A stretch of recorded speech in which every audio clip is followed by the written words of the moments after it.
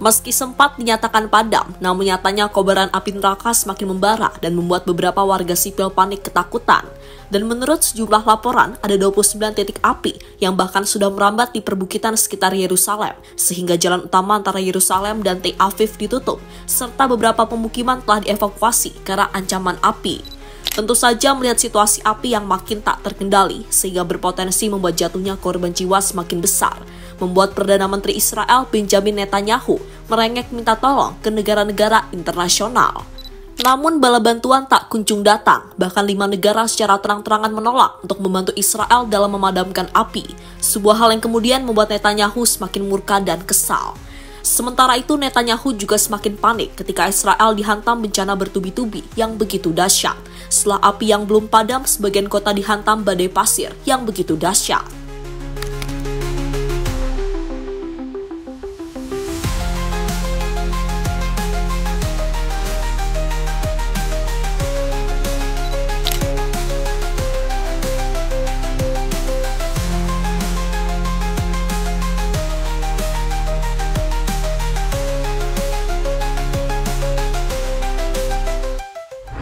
Di tengah serangan-serangan bom besar yang terus dilakukan oleh Israel di jalur Gaza, dengan tenda-tenda yang jadi tempat berlindung terus jadi target pengeboman, dan anak-anak harus kelaparan karena penutupan jalur bantuan yang masuk.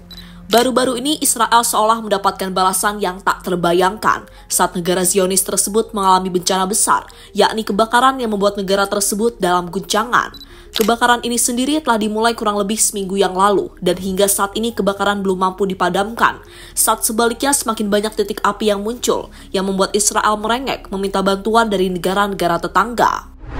Sementara itu, kebakaran yang melanda Israel sendiri banyak yang menganggap ulah dari pemimpin mereka, Benjamin Netanyahu, yang terkenal angkuh dan sombong.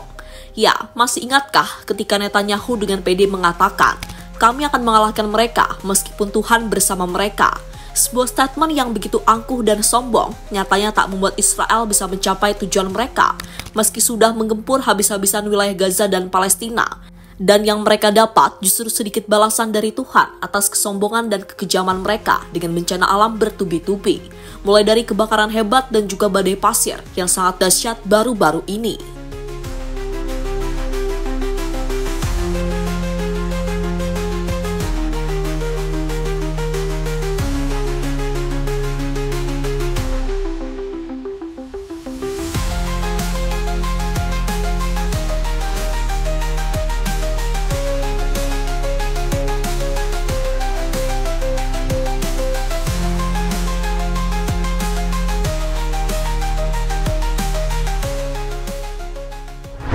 Ya, kebakaran di Israel sendiri pertama terjadi pada 23 April 2025 dengan laporan tentang kebakaran besar terjadi di Beit Shemesh dekat Yerusalem. Alih-alih langsung mampu dipadamkan dan dihentikan penyebarannya, kebakaran ini justru menyebar dengan cepat karena angin kencang dan vegetasi kering. Pada 24 April 2025, polisi Israel menutup jalur utama menuju Yerusalem dan 3 kota di sekitarnya dievakuasi. Namun entah kenapa, kebakaran justru terus meluas hingga pada tanggal 1 Mei. Media Israel yang mengutip pernyataan Dinas Kebakaran Israel menyebutnya sebagai kebakaran terbesar sepanjang sejarah Israel. Lihatlah bagaimana kebakaran melahap museum tank di Israel. Bahkan akibat kebakaran dahsyat itu membuat beberapa warga panik ketakutan. Mereka bahkan meninggalkan mobil-mobil di jalanan karena takut kepanggang ganasnya api setan. Beberapa orang berlarian dan itu semakin membuat para Zionis panik setelah 5 negara secara terang-terangan menolak membantu padamkan api neraka tersebut.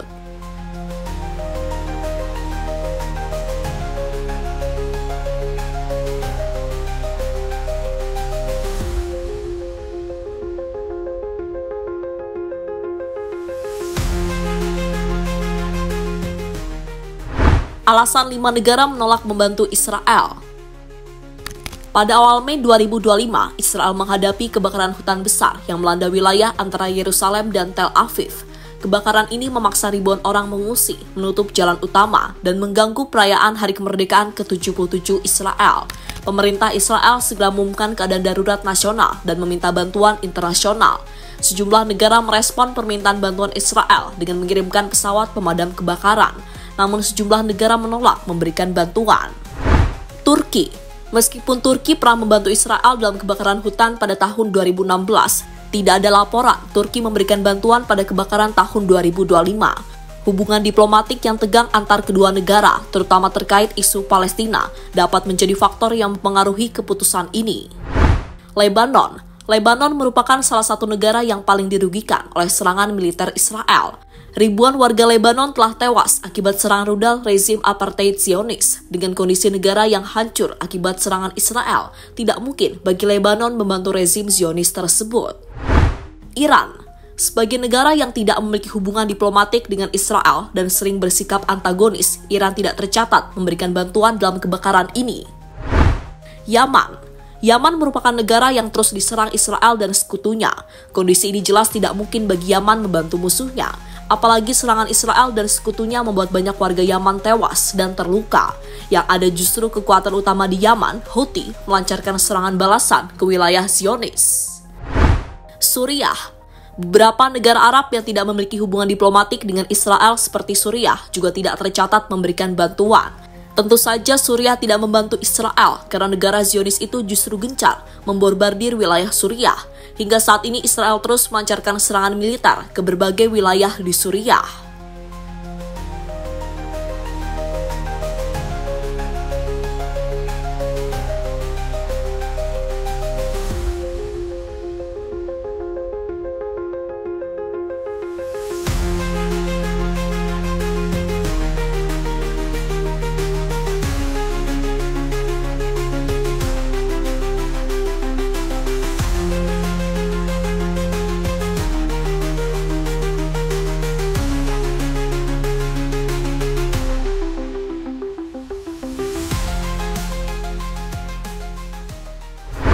Penyebab kebakaran masih belum jelas. Dengan Perdana Menteri Israel Netanyahu mengatakan kebakaran itu bukan hal yang sederhana, tapi nggak Israel dong kalau nggak langsung nangkepin orang. Netanyahu mengatakan kalau saat ini Israel telah menahan 18 orang yang diduga melakukan pembakaran.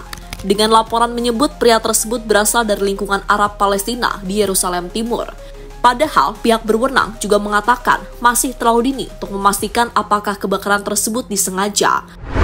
Yang pasti kebakaran dipicu oleh kombinasi cuaca panas ekstrim, kekeringan berkepanjangan, dan angin kencang. Di mana laporan dari Times of Israel dan CNN menyebutkan bahwa suhu tinggi dan angin dengan kecepatan hingga 90 hingga 100 km per jam mempercepat penyebaran api, terutama di wilayah Mesilat Zion dan Estald Forest. Atau bisa jadi ini adalah balasan dari alam. Seperti kita tahu, Israel adalah negara yang telah melakukan genosida ke Palestina di jalur Gaza. Mereka menghancurkan seluruh wilayah Gaza dan telah mengakibatkan 50.000 lebih korban jiwa, di mana itu terus bertambah hingga saat ini. Sehingga serangan api atau badai pasir yang saat ini menerjang Israel bisa jadi adalah balasan dari alam atas kejahatan dunia yang telah mereka lakukan.